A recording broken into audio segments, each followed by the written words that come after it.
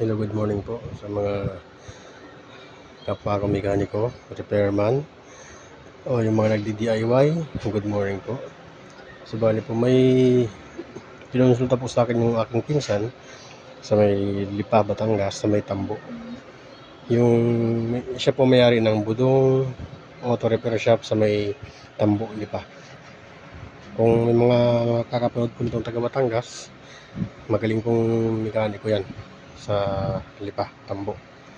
So bali, may hydraulic press po siya. Nabanggit niya sa akin, nagluloko daw po. Kaya po sabi ko, titingnan ko kung anong magagawa ko. Ngayon, nangyari po, ito kasi dati, walang pressure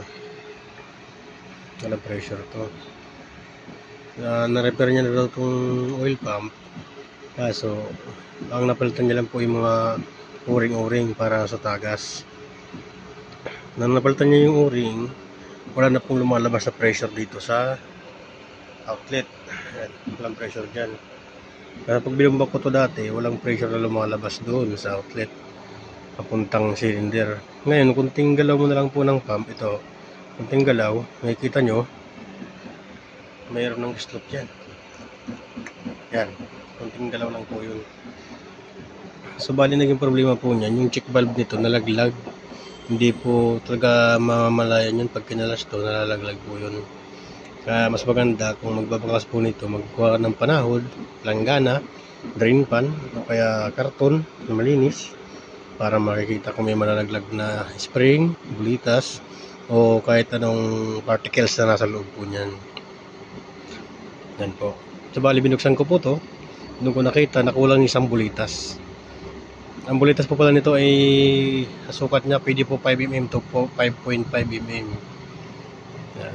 Yun po yung bulitas na sa loob nito. Ngayon po, ang nangyari din po rito sa loob, napunitan po siya ng o-ring. Yung makapal na o-ring by 3.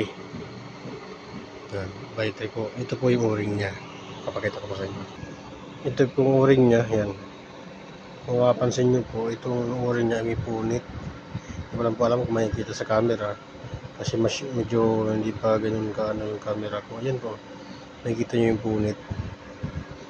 Ayan. Malabo. Ayan. Makikita nyo po yan. May punit po siya. Malabo. Masakit sa mata. Ayan. Ayan. Kita nyo yung kantuhan. Ayan. Ayan. May punit po yan. Ito po yung o-ring niya sa loob. By 3.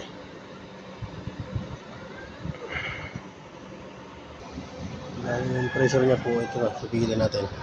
Tapos natin ito, bumbahan natin, pressure check. Pipigilan ko po siya, nakadin po yan, nakadin. Ngayon, bumbahin ko siya. Ngayon, hindi ko mapigil yung pressure, mataas na. Sana bumalik siya natin pressure niya. Ayan. Pressure niya. Bali, ito po ay isang hydraulic press. Hindi ko na nakita kung ilang tons yung nandoon, kung ilang peso ay naabot niya. Pero malaki po to. Kasi hindi gumagana. Ibalak niyang bumili ng isa, ay napakamahal din po kasi nito.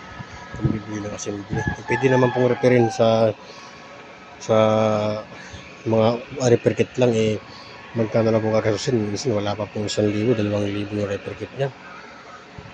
Pwede na lang po kung may sira yung spool tsaka yung housing, may tagas. Pero normally naman po walang tagas.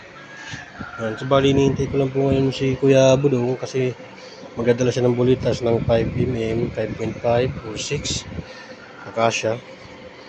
So bali, yung nawala kasi rito ng bulitas, kasukat din po siya ng bulitas dito sa may release. Ito yung release niya. Ayan. Kaya itong release niya, wala po yung bulitas. Tinanggal ko muna para malagay dito, para matrouble natin na maayos yung pressure. Ayan. Ayan po, magpares lang po yung size. Yung size nito, tsaka size dito sa release valve, parehas lang po siya 5.5. Pwede rin po siya maging 6 kasi 0.5 pasok naman po dun sa ano niya. Pero mas maganda tagma sa sukat ng ano niya, bulitas niya. Yan po. Yan po yung kabuuan niya. Hydraulic press ni Kuya Budong, Auto Repair Shop, Tambo, Lipa, Batangas. Thank you po. Salamat. God bless.